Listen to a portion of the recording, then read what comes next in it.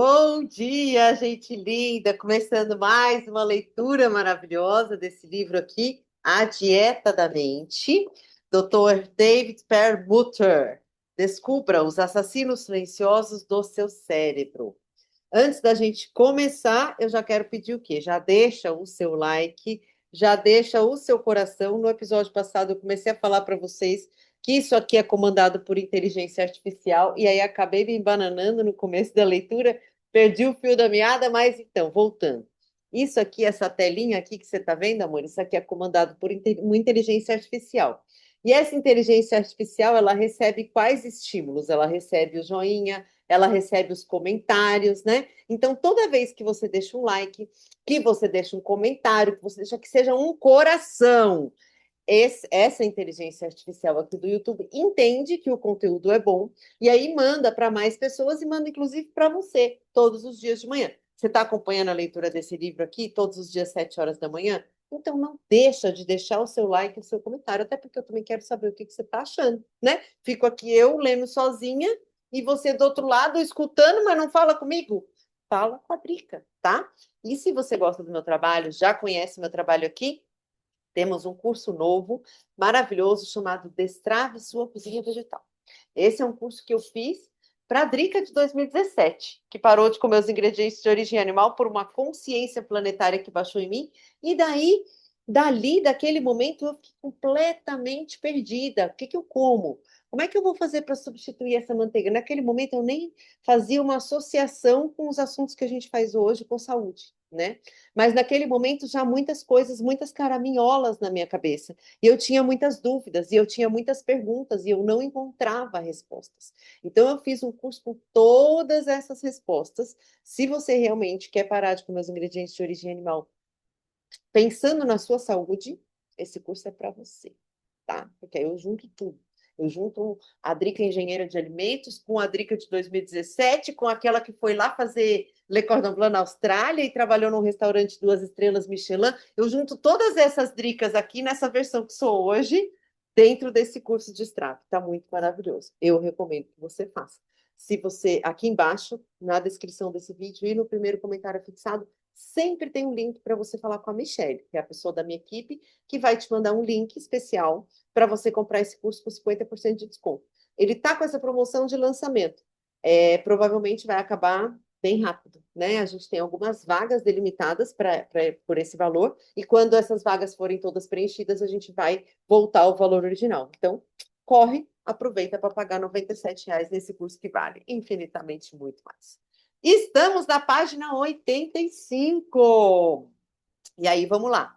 A gente estava lendo ali, a gente leu exatamente as últimas páginas aqui, a gente entendeu o histórico, né? Como é que vem sendo a doença celíaca ao longo dos séculos. Agora, então, nós vamos começar a questão mais ampla.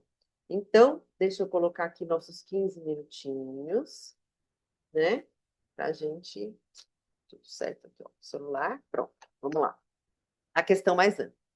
Vamos nos lembrar do jovem que mencionei no início desse capítulo, que recebeu inicialmente um diagnóstico de um transtorno motor chamado distonia.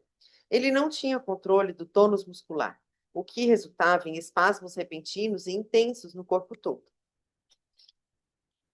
impedindo-o de levar uma vida normal. Embora casos assim costumem ser atribuídos a distúrbios neurológicos ou efeitos colaterais de medicamentos, acredito que muitos casos de distonia e de transtornos motores podem estar relacionados à sensibilidade ao glúten. No caso do meu paciente, assim que tiramos o glúten da sua dieta, os tremores e as contrações convulsivas pararam de uma hora para outra. Outros transtornos motores, como a ataxia que eu descrevi acima, a mioclonia e certas formas de epilepsia costumam ser objeto de diagnósticos errados. São atribuídas a um problema neurológico sem explicação, em vez de algo simples como a sensibilidade ao glúten. Vários de meus antigos pacientes epiléticos que chegaram a cogitar cirurgias arriscadas e precisavam de regimes de medicação diária para controlar suas convulsões, tornaram-se completamente livres dessas por meio de simples mudanças na dieta. O doutor Rajiv Sisal, muito difícil o nome dele, eu vou tentar ler de novo. Rajivasiliou. O doutor Rajivasiliou Da mesma forma, examinou tomografias cerebrais de pacientes com cefaleia e registrou anomalias terríveis causadas pela sensibilidade ao glúten. Até o leitor leigo, cujo olhar não é treinado, é capaz de perceber facilmente o impacto. Veja esse exemplo. Aí tem aqui uma foto que eu vou deixar aqui para vocês na imagem no vídeo. Tem de um lado um cérebro sensível ao glúten, daí tem um monte de manchas brancas. E tem um cérebro normal. Imagens de ressonâncias magnéticas do cérebro mostrando severas alterações na substância branca, setas relacionadas à sensibilidade ao glúten e dores de cabeça comparadas com o cérebro normal da direita. O Dr. Hadi Vassiliou mostrou, é muito engraçado o nome desse cara. Dr. Hadi Vassiliou mostrou várias vezes que uma dieta sem glúten pode resultar na cura total das dores de cabeça de pacientes com sensibilidade ao glúten. Numa revisão de artigos de 2010 para a revista The Lancet Neurology, ele soou o toque de alerta pela mudança na forma com que encaramos essa sensibilidade. Para ele e seus colegas, não há nada mais crucial que espalhar a notícia da correlação entre a sensibilidade ao glúten, aparentemente invisível, e as disfunções cerebrais. Eu concordo. É impossível ignorar os relatos do Dr.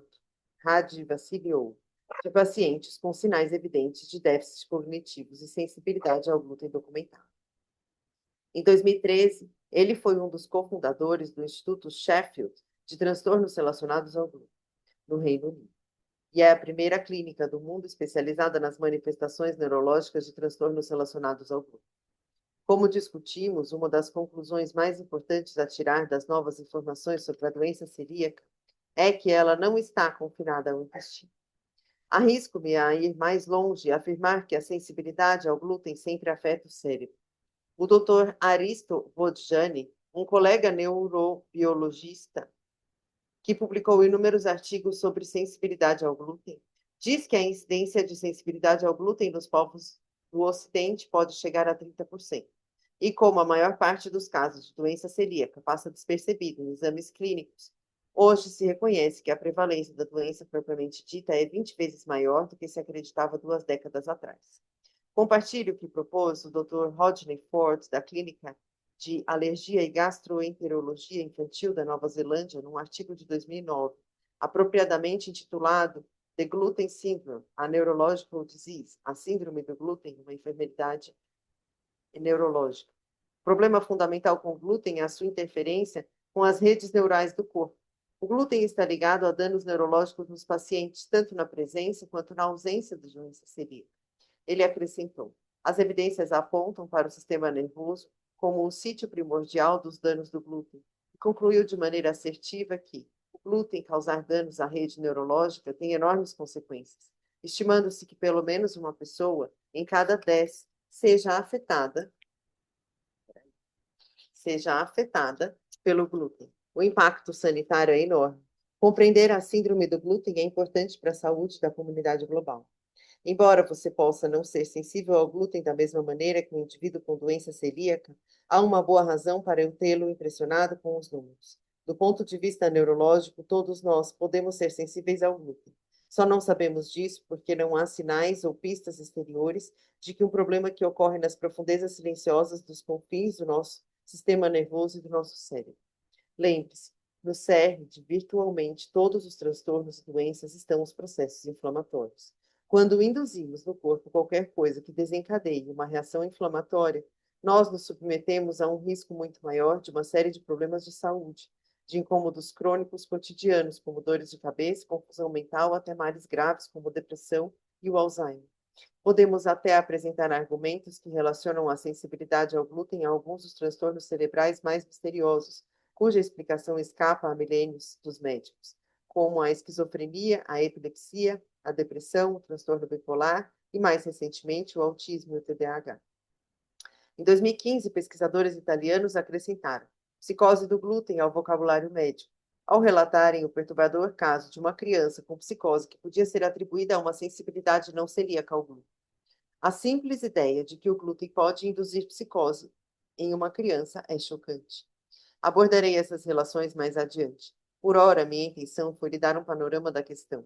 com uma compreensão firme de que o glúten pode exercer efeito não apenas nos cérebros vulneráveis, mas também nos cérebros normais. Também é importante ter em mente que cada um de nós é único, em termos de genótipo, DNA, e fenótipo, como os genes se expressam no meio ambiente.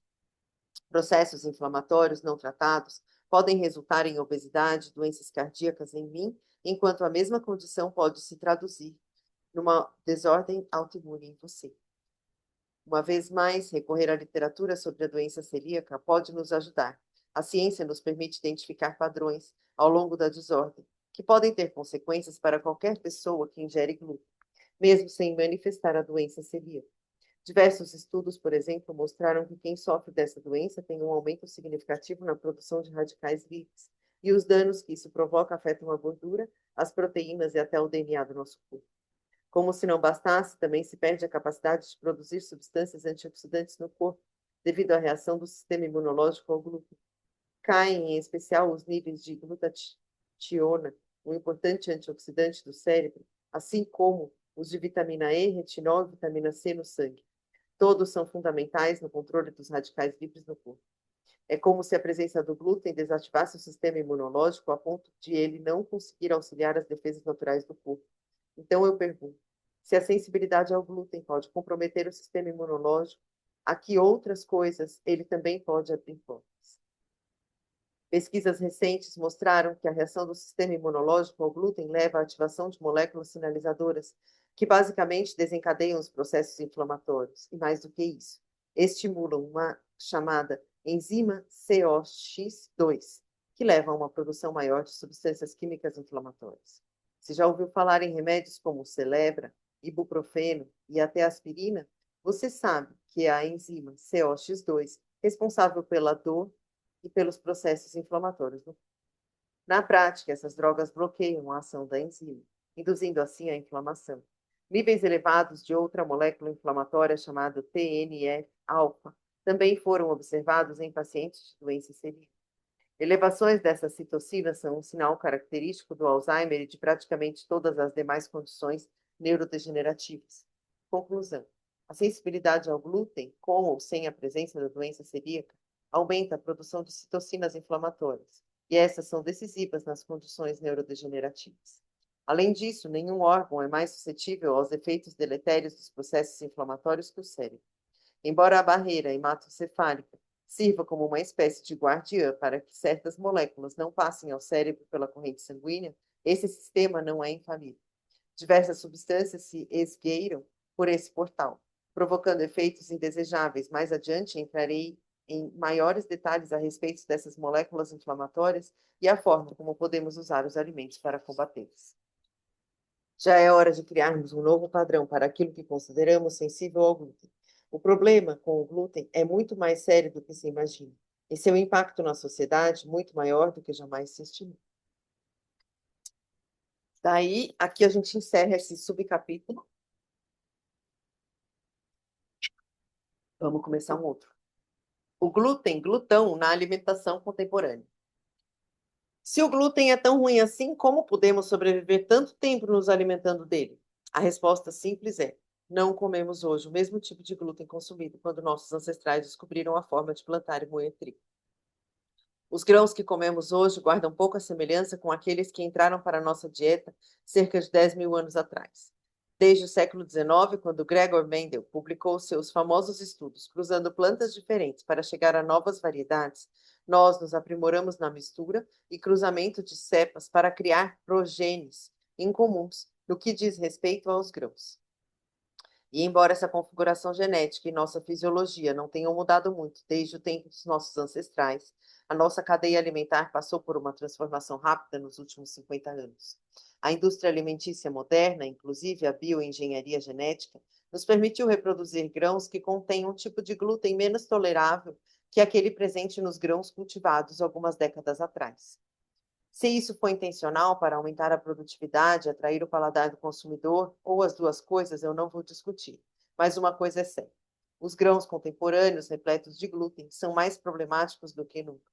Continua a haver debate sobre até que ponto os grãos modernos, principalmente o trigo moderno, são diferentes de seus similares da antiguidade. por causa da manipulação genética e do agronegócio. Uma vez mais, porém, o inegável é a ascensão da sensibilidade ao glúten e a multiplicação por 4 dos casos de doença celíaca nos últimos 60 anos. Se você já sentiu o prazer invadi-lo ao ingerir uma rosquinha, um pãozinho ou um croissant, não está louco nem sozinho. Desde o final da década de 1970, é sabido que o glúten é decomposto no estômago e torna-se uma mistura de polipeptídeos que podem atravessar a barreira hematoencefálica. Uma vez lá dentro, podem aderir ao receptor de morfina do cérebro, produzindo uma sensação de bem-estar. Esse é o mesmo receptor ao qual aderem as drogas opiáceas, gerando seu efeito prazeroso e viciante. A primeira cientista a descobrir essa atividade, a doutora Christiane Zioldrou, e seus colegas do Instituto Nacional de Saúde, batizou esses polipeptídeos invasores do cérebro de endorfinas, abreviatura para compostos exógenos similares à morfina, distintos dos analgésicos naturalmente produzidos pelo corpo, as endorfinas. O que é mais interessante a respeito das exorfinas é que reforça o fato de terem impacto no cérebro. É que sabemos que elas podem ser barradas por drogas bloqueadoras de opiáceos, como a naxolona e a naltrexona, as mesmas usadas para reverter a ação de drogas opiáceas como a heroína, a morfina e a oxicodona. O Dr. William Davis descreve esse fenômeno no livro Barriga de Trigo. Esse é o seu cérebro viciado em trigo. A digestão gera componentes similares à morfina, que aderem aos receptores opiáceos do cérebro. Isso induz uma forma de recompensa, uma euforia moderada. Quando esse efeito é bloqueado e não se consomem alimentos liberadores de exorfina, algumas pessoas sofrem de uma abstinência perceptível e desagradável. Nem toda a exorfina, porém, tem efeitos colaterais agradáveis. Atualmente, os cientistas estão investigando como o ato de digerir alimentos como pão e massas produz certas exorfinas que não apenas se infiltram através do revestimento intestinal e atingem a corrente sanguínea, por onde podem circular pelo corpo, inclusive pela barreira hematoencefálica, mas também podem estimular processos inflamatórios. As exorfinas podem ser uma explicação a mais do motivo pelo qual o glúten é tão problemático. As exorfinas produzidas durante a digestão do glúten também foram encontradas no líquido cefalorraquidiano de pessoas com esquizofrenia e autismo. Considerando as sensações agradáveis que podem acompanhar certos alimentos liberadores de exorfinas, causa alguma surpresa que a indústria alimentícia tente enfiar a maior quantidade possível